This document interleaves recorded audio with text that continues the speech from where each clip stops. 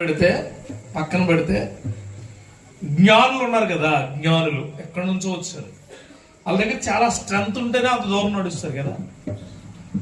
వచ్చిన జ్ఞానుల్లో కొంతమంది కౌమర దశలో ఉంటారు. ఏ దశలో అంటే కౌమర దశ అని ఎందుకు అంటున్నానంటే, ప్రతి మనిషి యొక్క జీవితం పాడైపోయేది అక్కడే. ఎక్కడ పాడైంది? బేసికల్ గా ఏ మనిషికైనా అలవాట్లు, వాళ్ళ యొక్క విలువలు, వాళ్ళ యొక్క క్రియలు ఆ యొక్క ఏజ్ లోనే పాడైతాయి. ఆ యొక్క ఏజ్. అందుకే చాలా శక్తివంతంగా బిడ్డల్ని దేవుడు కాచుకోమని చెప్తాడు. నీ బిడ్డలు దారి తప్పుకోకుండా చూడండి అని బైబిల్లో చాలా సార్లు మనల్ని హెచ్చరిస్తూ ఉంటాడు. కానీ మనం అలా ఉండం కదా. ఇప్పుడు ఆ జ్ఞానులు కూడా ఎలాంటి వాళ్ళు ఉంటారు? ఎంగేజ్ లో ఉంటారు కదా. తర్వాత జ్ఞానుల తర్వాత గొల్లలు ఉన్నారు. గొల్లలు కూడా ఖచ్చితంగా వాళ్ళ ఆ మంచులోని, ఆ దూరంగా ఉన్న ప్రాంతాల్లోనే ఉంటున్నారంటే వాళ్ళు కూడా ఎట్లాంటి వాళ్ళు అంటారు? యవనస్తులే ఉంటారు ఖచ్చితంగా, అంతే కదా. వీళ్ళందరిది ఒక లెక్క ఇదే. ఇంకో గురువు గారు ఒకరు ఉన్నారు, పెద్ద గురువు గారు. ఆ గురువు గారు పేరే పేరు. ఆడు కూడా చాలా పర్ఫెక్ట్ ఏజ్ లో ఉన్నాడు అనమాట. సమస్య లేదు అసలు. వాళ్ళ తమ్ముడు అడ్డొస్తున్నాడని, వాళ్ళ కుటుంబం అడ్డొస్తుందని, వాళ్ళ వంశం అడ్డొస్తుందని ఏం చేశాడు? సరదాగా ఫ్రీ ఫైర్ ఆడుకుని చంపేశాడు. ఫ్రీ ఫైర్ వాళ్ళ పెద్దోళ్ళు తెలుసు. నేను ఫ్రీ ఫైర్ ఆడుకుని ఇంట్లో వాళ్ళందరినీ చంపేసుకున్నాడు. ఈడు ఫ్రీ ఫైర్ ఆడుకోకుండా జనాలు కూడా ఫ్రీ ఫైర్ ఆడమన్నాడు. ఎవరి కోసం? వేసుక్రీస్తు కోసం. దేవుడు ఏర్పరిచిన కుమారుడు నిలబడ్డాడు కదా. ఇదంతా ఒక లెక్క అయితే సత్రం ఇవ్వలేదు. కొంతమంది సత్రం ఇవ్వలేదు. ఎందుకు ఇచ్చుండ్రో? సత్రం ఎందుకు ఇచ్చుండ్రో? సత్రంలో ఏమి లేకపోవడం వల్ల ప్లేస్ ఇవ్వలేదు. స్థలం లేదండి సత్రంలో. ఆవిడ నిండు గర్భిణి. ఆ గర్భిణిని కాపాడడానికి ఒక యువకుడు ఉన్నారు. వాళ్ళందరూ వస్తే కొంతమంది ఏమలేదట, స్థలం ఇవ్వలేదు. స్థలం ఇవ్వని వాడు కూడా ఎవడై ఉంటాడు?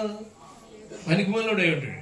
అడికి ఇంకా పెళ్ళి అయి ఉండదు. అడికి పిల్లలు కూడా ఉండుండ్రు. అడికి భార్య కూడా ఇంత లాజిక్ ఉంటుంది అనగా. మరి ఇప్పుడు ఈ బ్యాచ్ అంతా ఉంది కదా, ఆ బ్యాచ్ అంతా ఉంటుంది ఇక్కడ.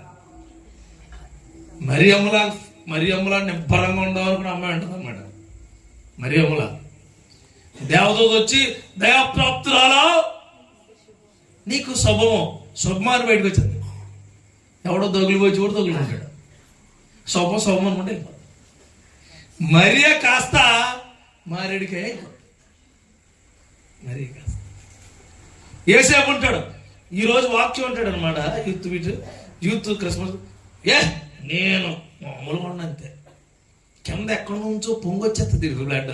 అప్పటి వరకు 6 లీటర్లు ఉన్న బ్లడ్ 12-13 లీటర్లు ఎక్కిపోద్ది. జమ్ పొంగుతూ ఉంటుంది. మీరు బస్ స్టాండ్లోకి వెళ్ళినప్పుడు అక్కడ ఎప్పుడైనా లెఫ్ట్ రైట్ చూస్తే అక్కడ 3 రకాలు 4 రకాల జ్యూసులు పొంగుతూ ఉంటాయి. తాగమాకండి, ఎప్పుడు పొంగుతూనే ఉంటాయి. అది తాగారంటే మీరు పొంగుతారు తర్వాత ఇంట్లో. ఇప్పుడు పొంగుతా చూడలేదు ఎప్పుడు మీరు? అటు ఇటు ఎర్రగా పచ్చగా. మీరెక్కడ చూస్తారు? అన్న కార్లు ఎంత ఉంటాయి. మీరు బస్ స్టాండ్కి వెళ్ళే వాళ్ళు చెప్తున్నాను. అంటే వీళ్ళు నెక్స్ట్ మంత్ నుంచి తర్వాత నుంచి అత్మాని వెళ్తారు. ఇలా బస్సులు ఫ్రీ అట. అయ్యి బాబు నిజమండి. సో ఏసేపు లాంటి వ్యక్తులు కూడా అలా వింటూ చెప్తారనమాట. ఏమనంటే, నేను చాలా స్ట్రాంగ్గా ఉండాలి, నేను చాలా శక్తివంతంగా ఉండాలి అని చెప్పి అనుకుంటూ ఉంటే, అరే నువ్వు పెళ్లి చేసుకుంటున్నావు కదా, ఆ అమ్మాయి మొన్న అక్కడ షాప్లో కనపడింది. అసలు పెళ్ళే వద్దంటే ఏసేపు ఏమన్నాడా? వద్దన్నాడా? వినేవాడిగా ఉన్నాడు. హల్లెలూయా. వినేవాడిగా ఉన్నాడు. గొలవలు ఉన్నారు కదా, పాపాలు అష్టచమ్మట ఆడుకుంటున్నారు కదా. ఎక్కడ? లేకపోతే ఏదో వాళ్ళు బాదంకాయలో ఏదో తెచ్చుకుని ఆ రాళ్ళ మీద పెట్టుకుని కుట్టుకుని దానిలో గింజలు తీసుకుని తింటూ ఉన్నప్పుడు మేబీ అది లేదు. ఇక్కడ ఖాళీగా ఉన్నారు కదా. వాళ్ళు ఖాళీగా ఉన్నప్పుడు దేవదూత రాగానే భయపడిపోయారట. భయపడిపోయి కర్రతో సితక్కొట్టేయాలి యాక్చువల్గా. చెట్టు మీద దెయ్యం నాకేం భయం అన్నారు కదా, తెలిసాలి. ఏంటది? చెట్టు మీద దెయ్యం నాకేం భయం, చెట్టు మీద. ఆ టైపు నేను ఆ విధంగా ఆలోచించాను. అట్లా చేయొచ్చు కదా, చేశారా? చేయలే. అంటే ఇప్పుడు నేను మాట్లాడిన మనుషులందరూ కూడా వినేవారుగా ఉన్నారు. అర్థమైందా? ఇప్పుడు నేను మాట్లాడిన మనుషులందరూ యువకులు, నిబ్బరం కలిగిన వారు, శరీరంలో సౌష్ఠవం ఉన్నవారు, శారీరకంగా ఎదిగి శక్తివంతంగా ఉన్నవారు. ఎవరు అందరూ ఎలా ఉన్నారో వినేవారుగా ఉన్నారు. హేరోదు దగ్గరికి వద్దాం. వాడి దగ్గరికి వచ్చి జ్ఞానులు చెప్పారు. మనోడికి ఆల్రెడీ ముందే ఇన్ఫర్మేషన్ ఉంది. పనికి మాల వాళ్ళు అందరికీ ఇన్ఫర్మేషన్ ఉంటుంది ముందే. అవతలోడు ఏం చెప్తాడని చెబుతాడు యూత్. వీడి దగ్గర మొత్తం అంతా ఉంటుంది, అంతా చెప్తారు. తెలుసులేవా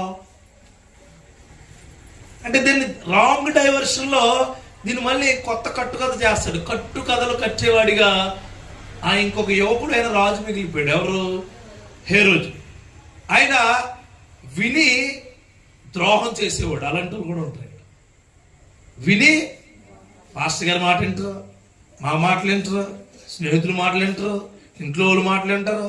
విని వాడు ఏదైతే అనుకుంటాడో వాడే చేస్తాడు. వాడు ఏదైతే అనుకుంటాడో వాడు ఎలాంటాడంటే సింహం తొడుగేసుకుని, కుక్క అనమాట యాక్చువల్గా. సింహం తొడుగేసుకుని ఆ సింహం రాజు గుహలోకి వెళ్ళి పడుకుంటే ఇటు సింహానికి రాజు అని రెచ్చిపోతూ ఉంటాడు. బాగా ఫాస్ట్గా పరిగెడుతూ తొడిగి ఎగిరిపోద్ది. అప్పుడు ఆడ వెనకాల తిరిగిన కుక్కలు చంపేస్తాయి. అటువంటి వ్యక్తులు ఉంటారు. ఇంకొక జాతి అంటే ఇంకొక కమ్యూనల్ బేస్ మీద ఉన్న వాళ్ళు, సత్రం ఉన్నవాళ్ళు. అలా ఎలాంటి వాళ్ళు తెలుసా? లోకరక్షకుడు పుడతాడని తెలుసు, లోకరక్షకుడు ఉంటాడని తెలుసు, లోకరక్షకుడు ఈ ప్రపంచానికి వెలుగునెత్తాడని తెలిసి కూడా ఆ చెమ్మ చీకట్లో వాళ్ళ ఇంటికి వచ్చి ఏదైనా ఆపదొచ్చిన వాళ్ళు అడిగినప్పుడు ఆ ఆపద ఉన్న వ్యక్తులు అలాంటి వాళ్ళు కూడా ఉంటారు. అలాంటి వాళ్ళు కూడా ఉంటారు. ఈ అన్నిటి మీదనే యూత్ అందరికీ ఒక్కొక్క సంతోషం ఉంది. మళ్ళా పై కొద్ది మెచ్చెక్కుదాం. అందరికీ కొద్ది జాగ్రత్త. యేసేపుకు ఒక సంతోషం ఉంది. ఏంటది? కాపాడుకునే సంతోషం. మరియమ్మకు ఒక సంతోషం ఉంది. ఏంటది? లోకరక్షకుడు నా కడుపులో పుడతాడని సంతోషం. గొల్లలకు సంతోషం ఉంది. ఏంటది? అక్కడ లోకరక్షకుడు పుట్టాడని సంతోషం. హేరోదుకు సంతోషం ఉంది. ఏంటది? నేను ఆయన ఎక్కడున్నాడో కనుక్కుని చంపేద్దామని సంతోషం. సత్రం ఇచ్చినోడు కొంచెం సంతోషం ఉంది. ఏంటది? ఆడికి ప్లేస్ ఇస్తే నాకు ప్లేస్ లేకపోతే శుభ్రంగా పడుకొచ్చిన సంతోషం కదా. ఇంకొద్ది పైకి రా, సంతోషం అయిపోయింది. కొద్ది పైకి. యేసేపుకు ఒక ఆలోచన. యేసేపు ఒకరి దగ్గర సాగిలి పడ్డారు. ఎవరు? దేవుని దూత దగ్గర. మరియా ఒకరి దగ్గర సాగిలి పడింది, దేవుని దూత దగ్గర. గొల్లలో ఒకరి దగ్గర సాగిలి పడ్డారు, దేవుని దూత దగ్గర. ఈ ముగ్గురు ఒకరి దగ్గర సాగిలి పడితే హేరోదు అబ్బాబే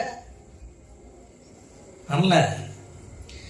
ఈ ముగ్గురు సాగిలి పడింది దేవదూత దగ్గర అయితే హేరోదు జ్ఞానుల దగ్గర సాగిలి పడ్డాడు.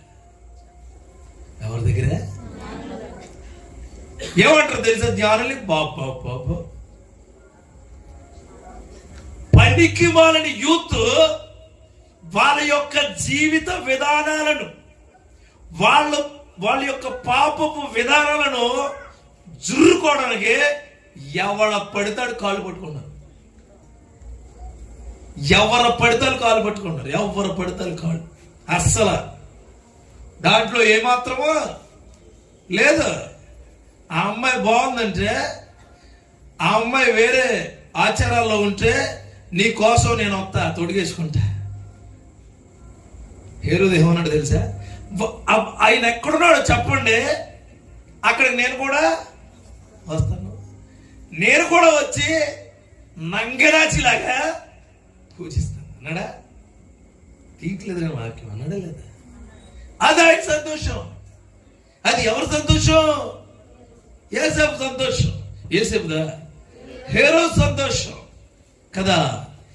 ఎవరికి సాగిలి పడ్డాడు అతను? వీళ్ళు ఎవరికి సాగిలి పడ్డారు కదా. ఇంకో మాట కదా, ఇది దీని నుంచి ఇంకొద్దు పైకి వెళ్దాం. ఇంకొద్దు రోజులాంటి మనస్తత్వం ఉంటే నేను చెప్పినట్టు ఆగిపోతా. మరి ఒకటి మనస్తత్వం ఉంటే నువ్వు చేసే పని చేస్తావు. దేవుళ్ళు హల్లెలూయా ఆగిపోతారు కదా. రాసుకోవాలి కొనుక్కొని కదా. కొద్ది పైకి వెళ్దాం, కొద్ది పైకి. యేసేపు తన జీవితాన్ని చంపేస్తారన్నా సరే, తన జీవితం ఏమైపోతుందన్నా సరే ఎవరికి సమర్పించాడు? ఎవరికి? భార్యకి సమర్పించాడు. దేవుడికి కాదు. ఎవరికి? కంటికి రెప్పలా కాచుకున్నాడు. ఆవిడ లోకం దృష్టిలో భార్య కానీ దేవుడి దృష్టిలో కన్య. హల్లెలూయా హల్లెలూయా. మరియా తన గర్భాన్ని ఎవరికి సమర్పించుకుంది? ఎవరికి?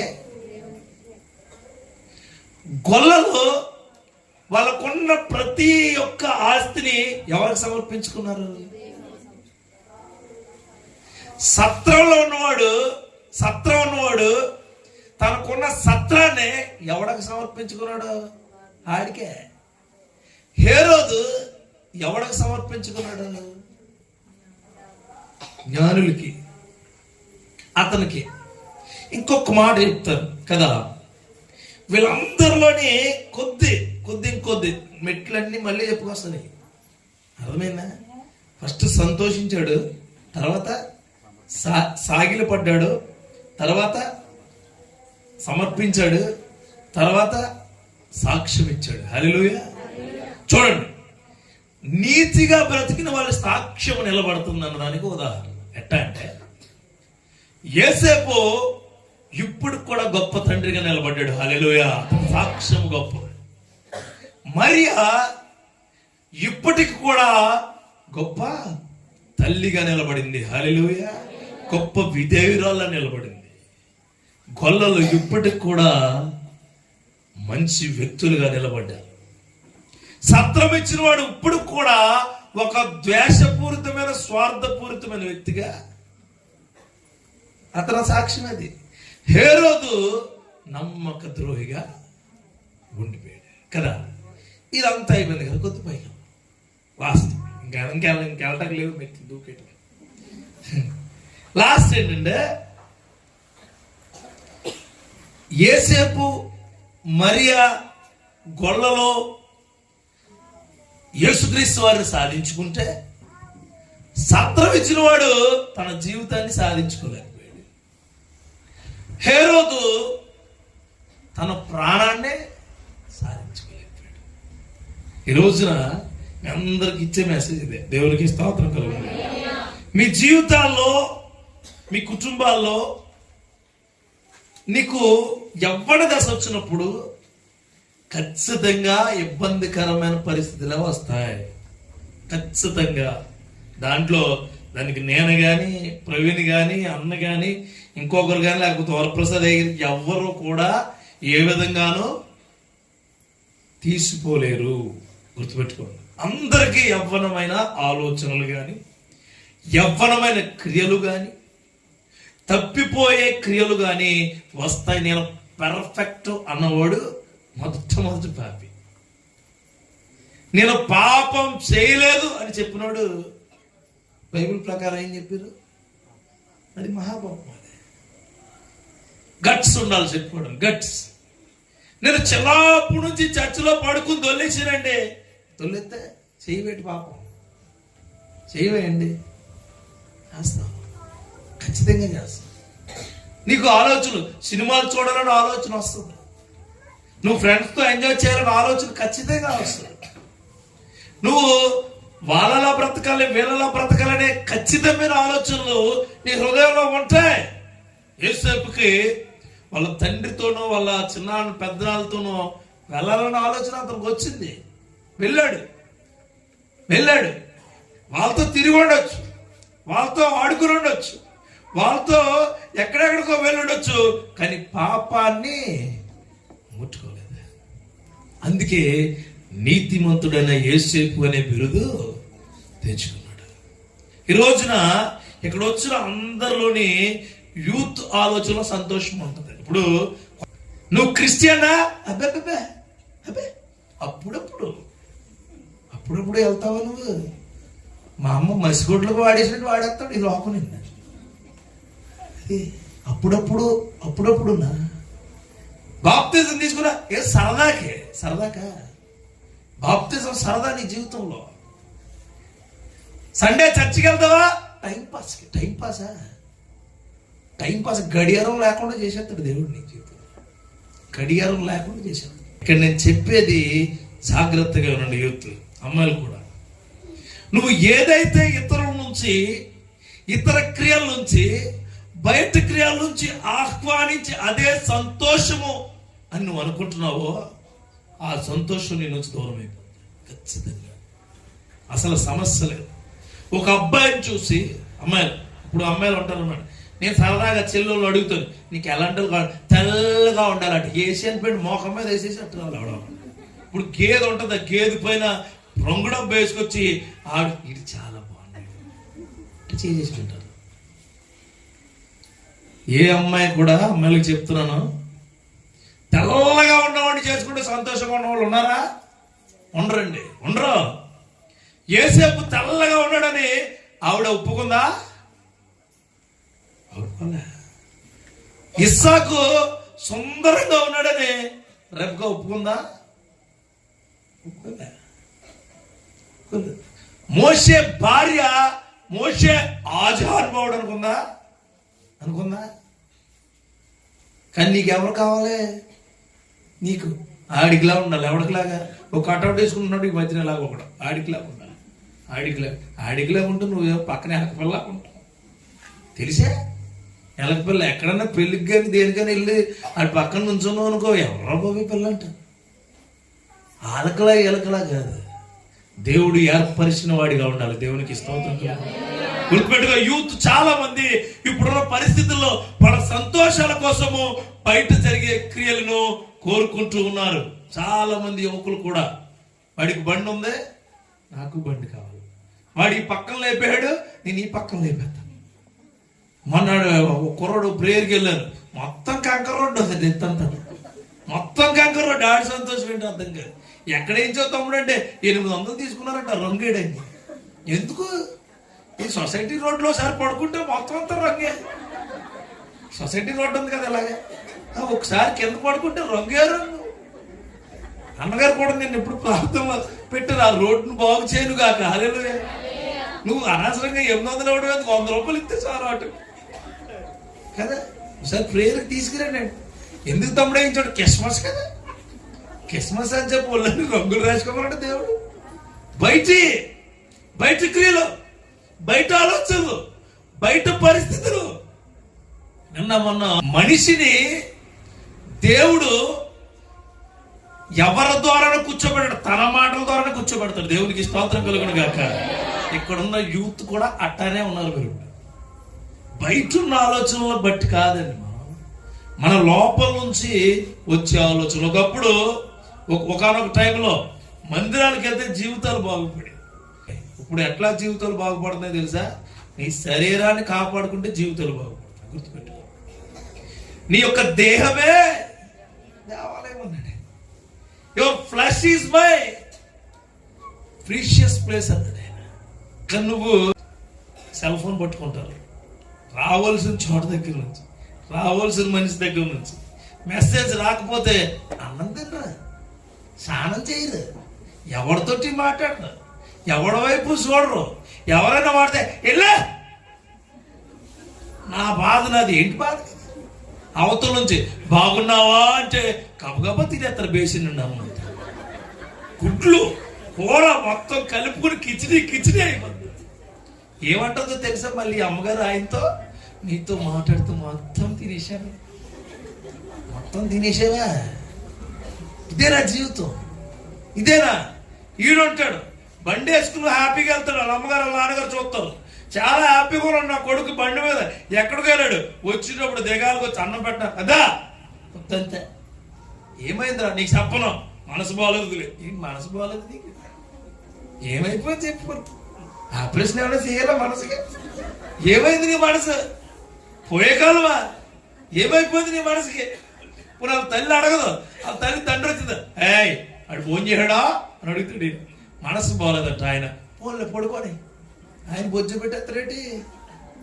అలా చేయమాకండి మీ పిల్లలు. ఇక్కడ ఉన్న తల్లిదండ్రులు చెప్తున్నాడు, మనస్సు బాగాలేదు అని పిల్లలు అన్నారంటే ఆ మనసుకి ఏదో అయింది. ఆ మనసులో ఏ సంతోషమో ఉంది, కెలికేస్తున్నాడు. జాగ్రత్తగా మీరు దాన్ని ఏం చేయాలంటే స్క్రూ వేసి లాగేది బయటికి. ఆ స్క్రూయే ప్రార్థన. దేవునికి స్తోత్రం. ప్రార్థించిన బిడ్డ కోసం, ప్రార్థించిన జీవితం కోసం, ప్రార్థించిన యవ్వన శరీరం కోసం, యవ్వన ఆలోచనల కోసం. హల్లెలూయా, ప్రైజ్ ద లార్డ్. సంతోషించడం అంటే నీ జీవితాన్ని నువ్వు కాపాడుకుని నడిపించుకోవడం. అదే నిజమైన మన జీవితంలో క్రీస్తుని ఆరాధించడం. యూత్ చాలా మంది ఇప్పుడు తప్పిపోయారు. ఎందుకంటే వారేమిటో వారు తెలుసుకోలేక అలాగైపోయారు. వారేమిటో వారు తెలుసు. నిన్న మొన్న 22 సంవత్సరాలు ఒక పిల్లోడు 18,000 అంతా శాలరీ, అతను ఒక దానిలో జాబ్ చేస్తున్నాడు. కుటుంబాన్ని సరిగా చూసుకోవట్లేదని అదే రూమ్లో రేసులు చచ్చిపోయాడు. అదే రూమ్లో పేపర్లో వచ్చింది, చూసారు లేదు? అదే రూమ్లో అమలాపురంలో. నేను చనిపోయాడని ఆలోచిస్తున్నారు మీరు. అయ్యో బిడ్డ దూరం అయిపోయాడని ఆలోచించారు. నేను ఎలా ఆలోచిస్తాను తెలుసా? ఆ జీవితాన్ని వాడు గెలవలేకపోయి ఓడిపోయాడని ఆలోచిస్తాను. ఆ గెలిచే గెలుపులో సంతోషించడం. దేవునికి స్తోత్రం. ఆ గెలిచే గెలుపులో సంతోషించడం. గెలుపు చాలా శక్తివంతమైనది. గెలుపు, యేసేపు గెలిచిన గెలుపు మనకు యేసయ్యనిచ్చింది. హల్లెలూయా. మరియ గెలిచిన గెలుపు ఈ లోక రక్షకుడిని తీసుకొచ్చింది. గొల్లలు దేవుణ్ణి చూసి వచ్చి ఊరూరా చెప్పిన గెలుపు ఈరోజు భారతదేశానికి స్వార్థను తీసుకొచ్చింది. హల్లెలూయా. ఇదంతా యూత్ చేసిందండి. ఇదంతా యూత్ చేసింది. నీ జీవితంలో నువ్వు కూడా నిజమైన సంతోషం ఎక్కడ ఉంటుంది? క్రీస్తులో. నిజమైన సంతోషం ఎక్కడ ఉంటుంది అంటే స్క్రీన్ సేవర్లు అంటాడు. కొంతమంది చేతులు కోసేసుకుంటారు, చేతులు మొత్తం పైనుంచి కింద గీకేసుకుంటా ఉంటారు. నేను ఏ రోజులు అంటే కాదు, నేను హల్లెలూయా, నేను జ్ఞానిని.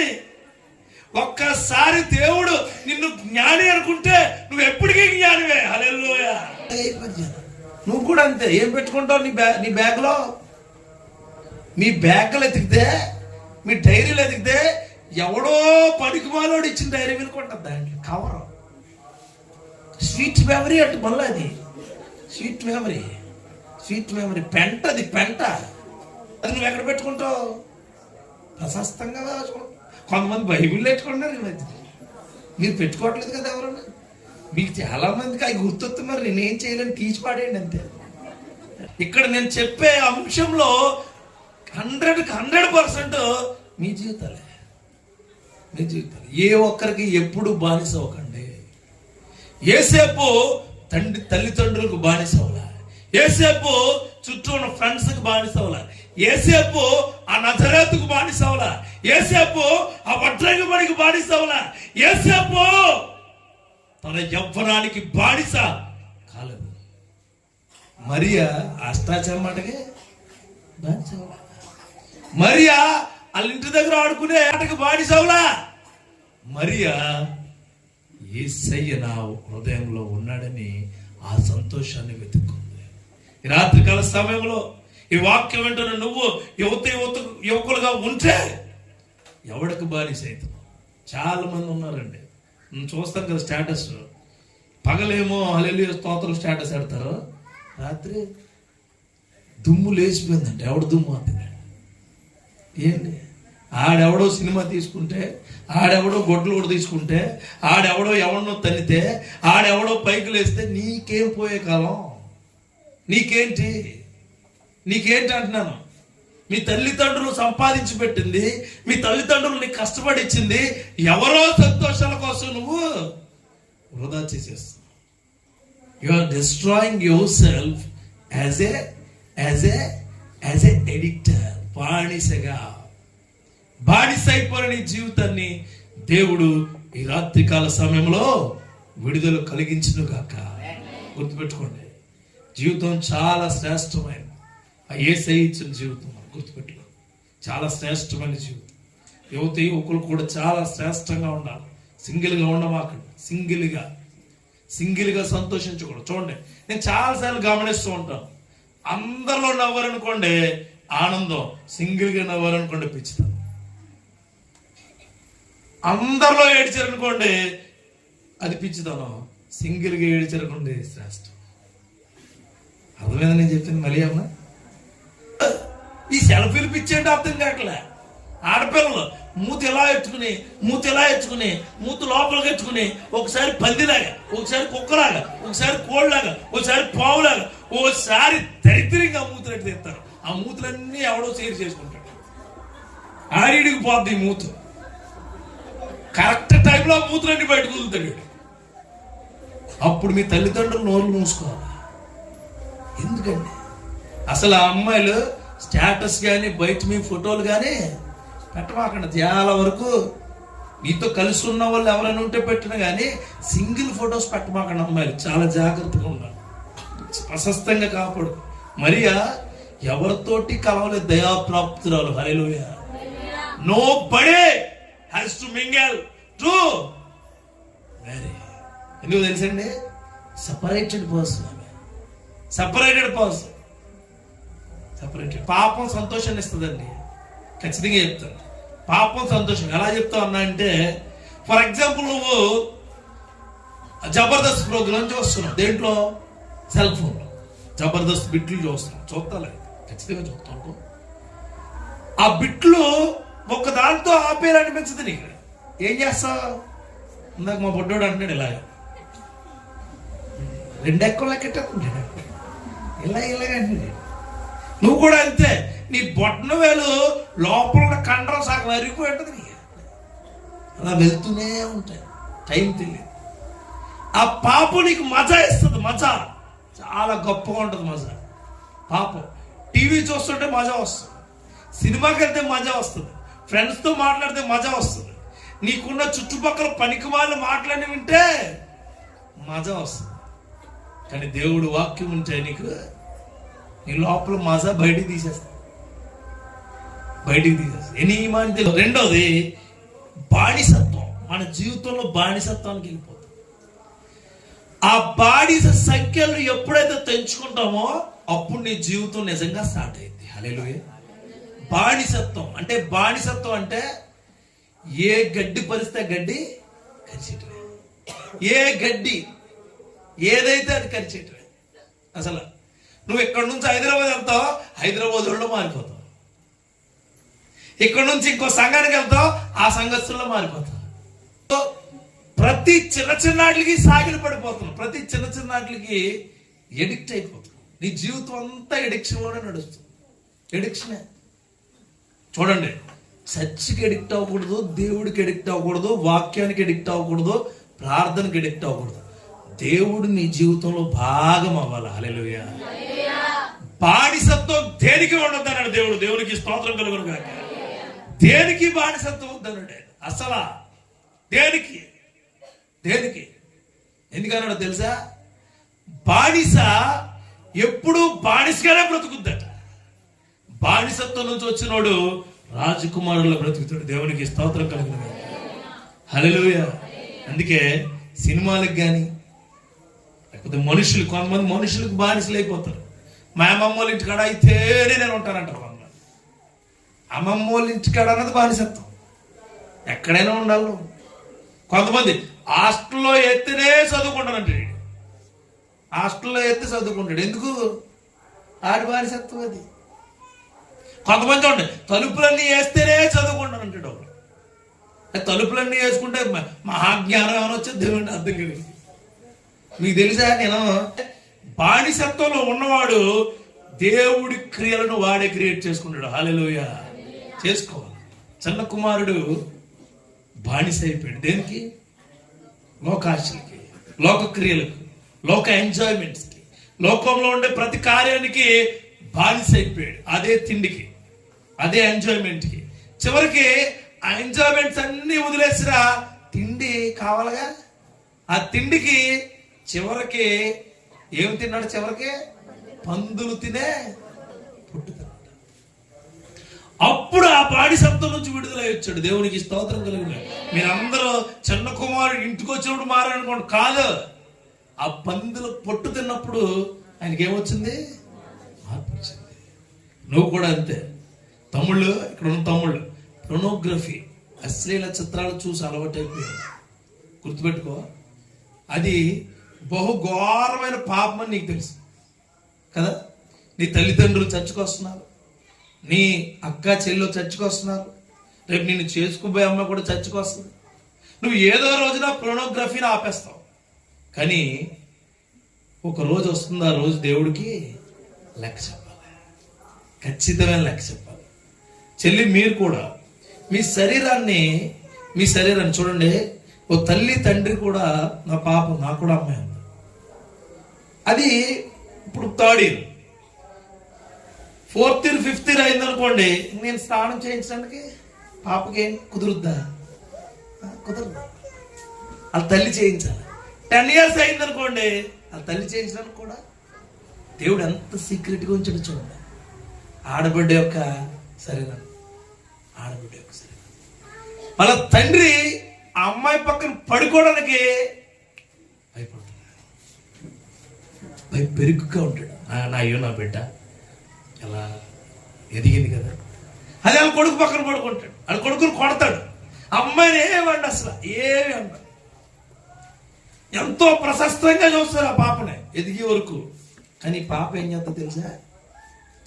పాప ఎవడో తెలీదు, చిన్నప్పటి నుంచి ఎంతో సెన్సిటివ్గా సెన్సిటివ్గా ఉండి ఈ శరీరాన్ని ఎవడో కొట్టంగడికి చేస్తాడు. ఇప్పుడు అలాంటి ఆలోచన కలిగిన అమ్మాయిలు ఇక్కడ ఉంటే, ప్రైజ్ ద లార్డ్, దేవుడిని ఆచరిస్తున్నాడు. హల్లెలూయా.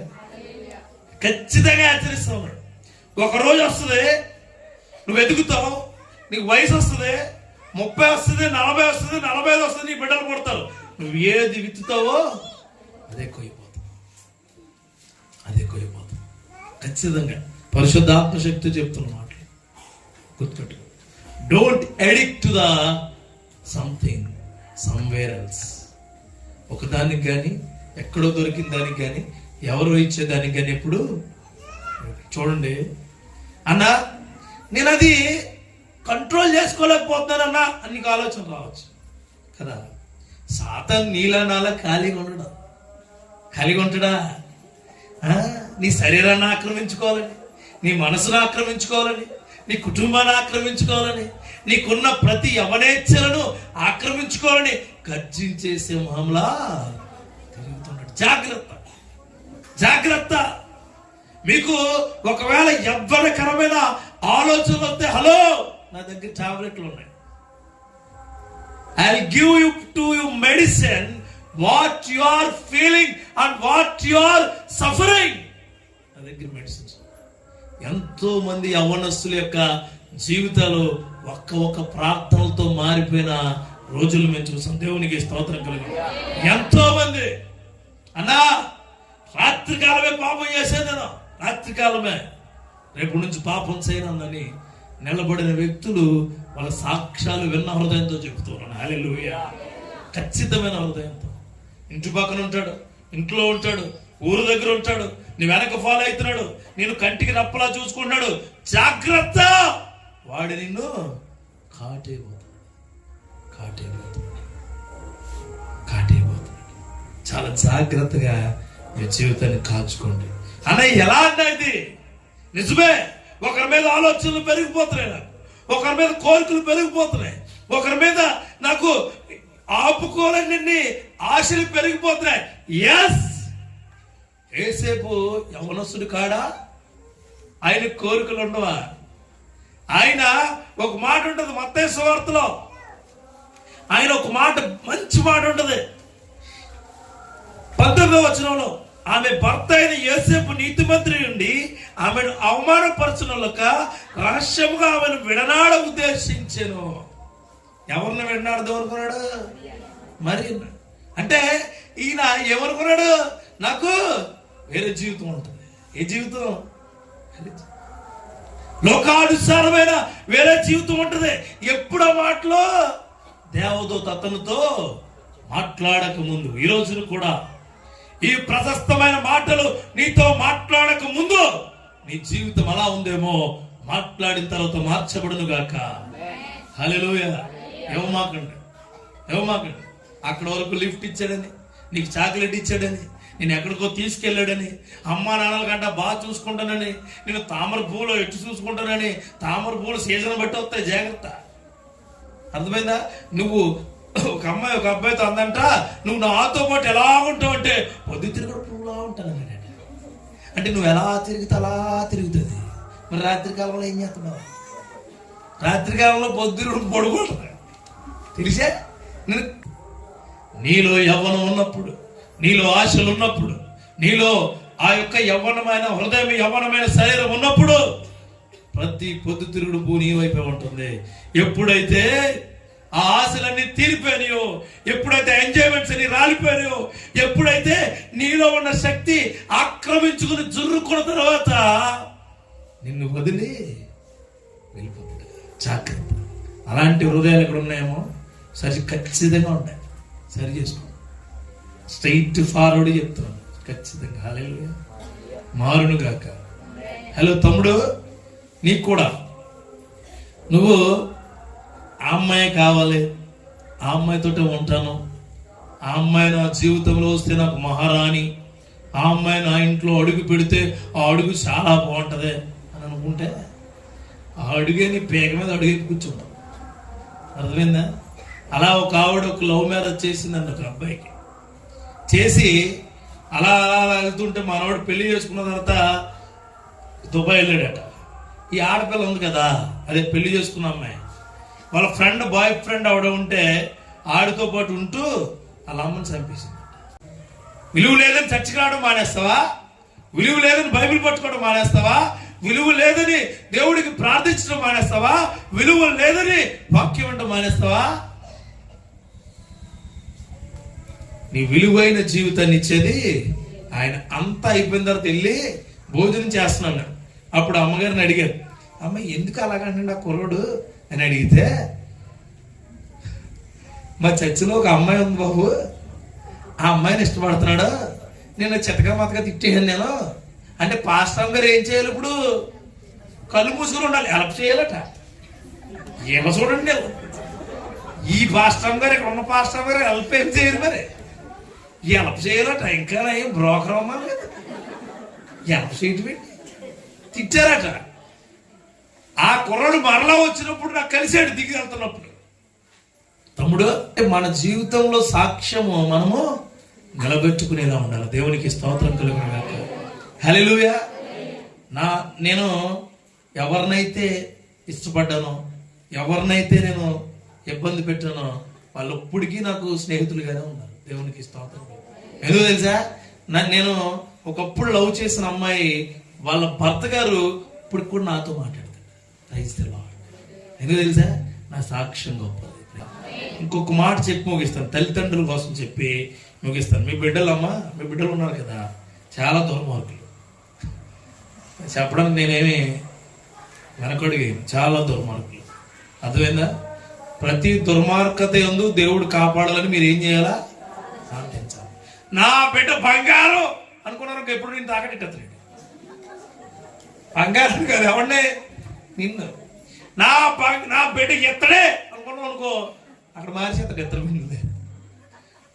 బిడ్డ వజ్రం అన్నాడు అనుకో, అక్కడెక్కడో జూజోలు ఇట్టించేతండి. నా తల్లి లాగుండేది అంటాడు. అర్థమైందా? ఎప్పుడు కూడా నీ బిడ్డలను చూసి నువ్వు అతిశయపడకు. నీ బిడ్డలు నీకు ఇచ్చిన కృపను చూసి అతిశయపడు. హల్లెలూయా. మీ బిడ్డల్ని ఎప్పుడు కూడా చెప్పండి, బిడ్డల్ని నమ్మాలి దేవునిలో, బిడ్డల్ని నమ్మాలి ప్రార్థనలో, బిడ్డల్ని నమ్మాలి ప్రవర్తనలో, బిడ్డల్ని నమ్మాలి ఆయన యొక్క సన్నిధిలో. కానీ నీ బిడ్డలను ఎక్కడ పడితే అక్కడ నమ్మకు. ప్రైవేట్ క్లాస్ ఉందని వెళ్ళిపోతాడు, ఆ దూరం చూసుకో. అది ప్రైవేట్ క్లాసు. పిక్నిక్ అని వెళ్ళిపోతాడు, పిక్నిక్. ప్రైవేట్ క్లాసులు పిక్నిక్లు ఇప్పుడు దాటేసినట్టు ఉన్నాయి లేవు. ఇప్పుడు అంతా కొత్తదేంటి, ఫోటో షూట్. చచ్చిపోతారు ఫోటో షూట్ లేకపోతే. ఫోటో షూట్ అంటే ఈ ఆనందం ఏంటో అర్థం కదా. ఫోటో షూట్లు నిన్నగా చిన్న పిల్లలు చెప్తున్నాను చూడండి, చిన్న పిల్లలట, 2 బిడ్డలు, తల్లి తండ్రి ఆఫీస్కి వెళ్తే వాళ్ళ కేర్ టేకర్ సెల్ ఇచ్చిందట. కేర్ టేకర్ హైదరాబాద్ సెల్ ఇస్తే ఆ సెల్ చూస్తూ బొమ్మలో సాకుతో పొడుచుకున్నాయట. వీడు వాళ్ళ సెల్లిని 8 పోట్లు పొడిచేసాడు. అది ఫోన్ మాట్లాడుతుంది పనికి మరి. లివర్ దగ్గర నుంచి అన్ని పాడైపోయినాయి. దేవుని మహాకృపతో ఆ బిడ్డకి ఏం కాలేదు. మీరు బిడ్డలకు ఏమిస్తున్నారు?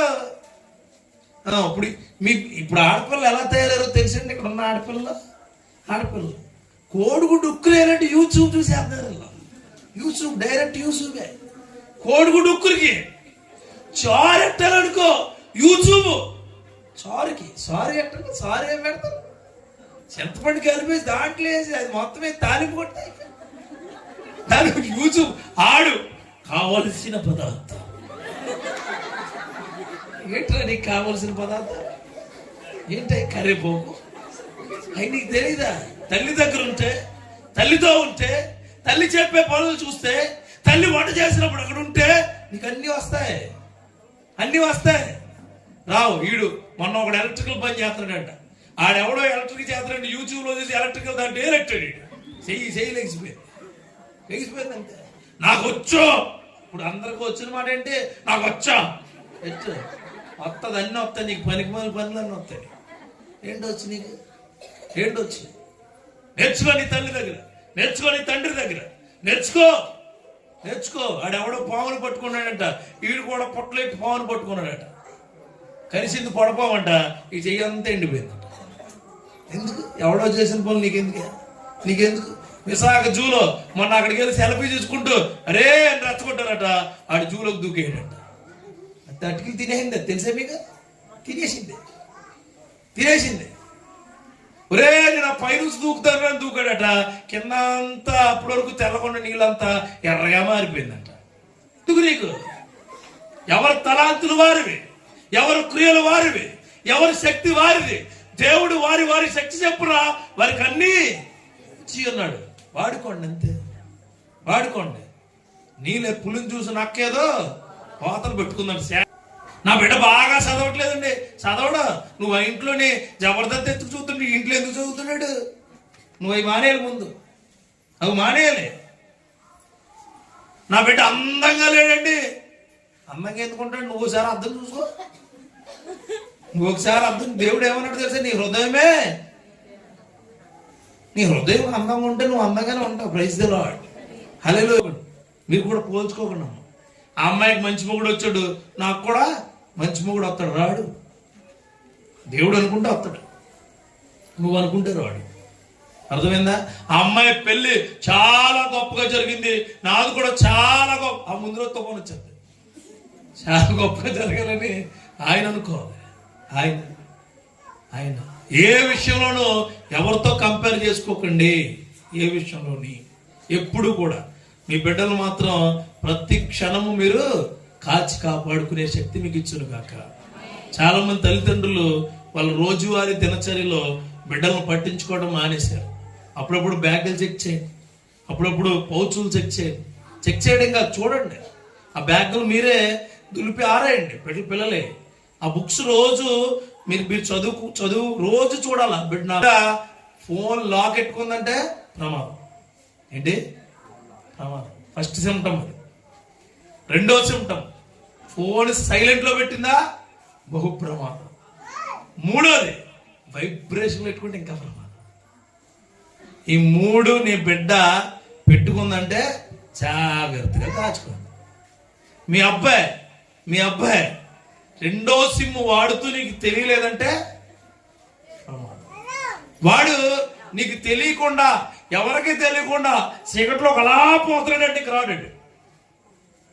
ఆ చీకటికి బానిసైపోతున్నాడు. చూసి ఇవన్నీ సిమ్టమ్స్. చాలా జాగ్రత్తగా చూసుకో.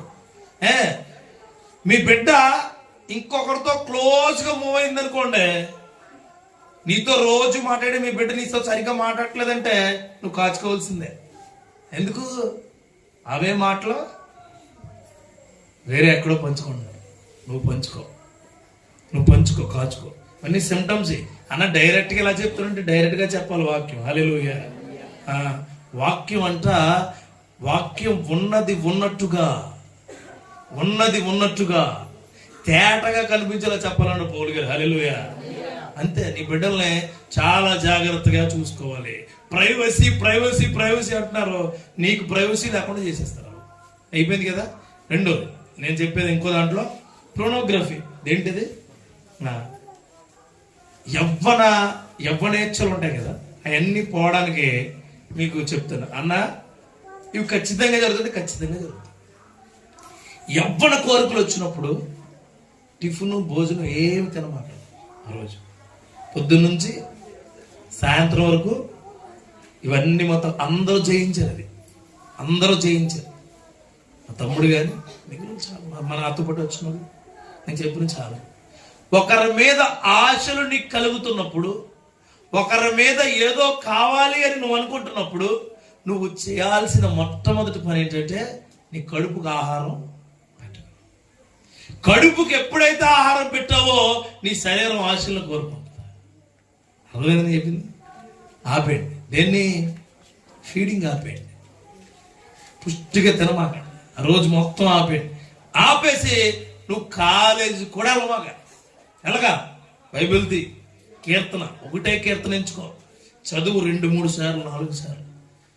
ఒకటోసారి దేవుడు మాట్లాడు, రెండోసారి దేవుడు మాట్లాడు, మూడోసారి దేవుడు మాట్లాడు, 4వసారి ఖచ్చితంగా మాట్లాడతాడు. నెక్స్ట్ టైం దేవునికి స్తోత్రం కలుగును గాక. ఖచ్చితంగా అది గెలిచే శక్తి నీకు ఇస్తాడు. హల్లెలూయా. బెస్ట్ ప్రాక్టీస్ ఇది, బెస్ట్ ప్రాక్టీస్. పెద్దలు కూడా ఎవరి మీద కక్ష ఉన్నప్పుడు అదే చేయండి. అంతే. మానేలా అసలు ఆ రోజు బయటికి ఎక్కడ వెళ్ళకూడదు, ఎవరితోని మాట్లాడకూడదు. నీ తల్లి తండ్రులతో కూడా అసలు చాలా పర్ఫెక్ట్గా ఉండాలి. Praise the lord. యవ్వనేచ్ఛలు వస్తాయండి ఖచ్చితంగా.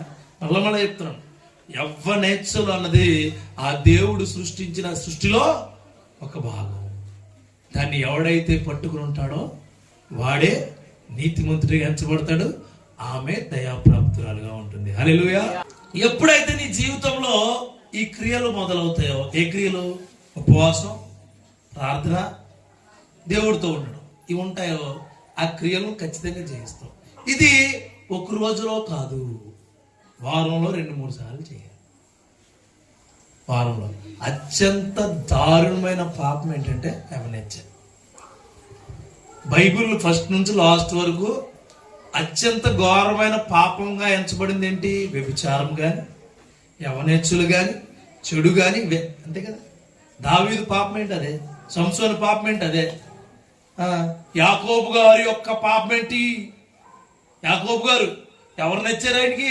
తోలు తెల్లగా ఉండాలి ఆయనకి, కళ్ళు బాగుండాలి ఆయనకి, ఐబ్రోస్ ఇలా ఉండాలి ఆయనకి. మనోడు ఏం చేయడాలి? మామ ముసిగేసి ఎవరిని పెళ్లి చేయడు? అంతే. మళ్ళీ కుదరదు ఫీల్ మైల్లో నాకు అదే కావాలి.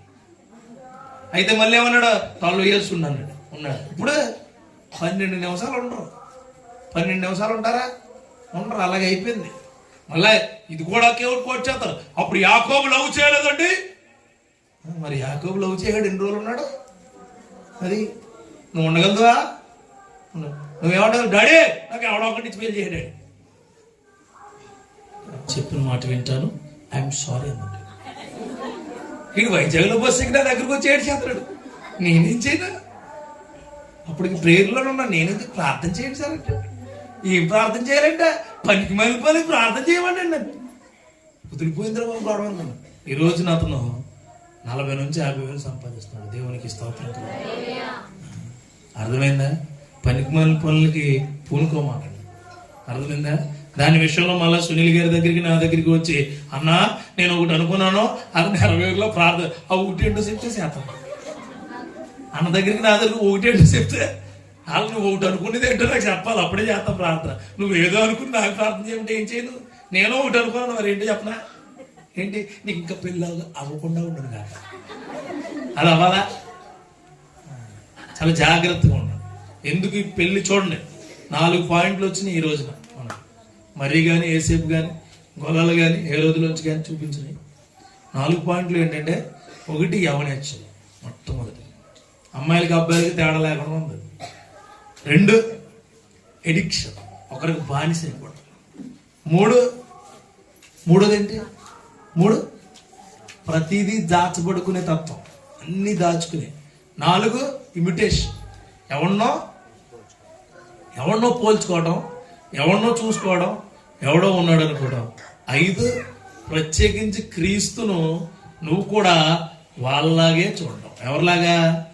ఆ హీరోని ఎలా చూస్తున్నావో క్రీస్తుని కూడా అలా చూస్తున్నావు. ఎప్పుడు చూడమాక.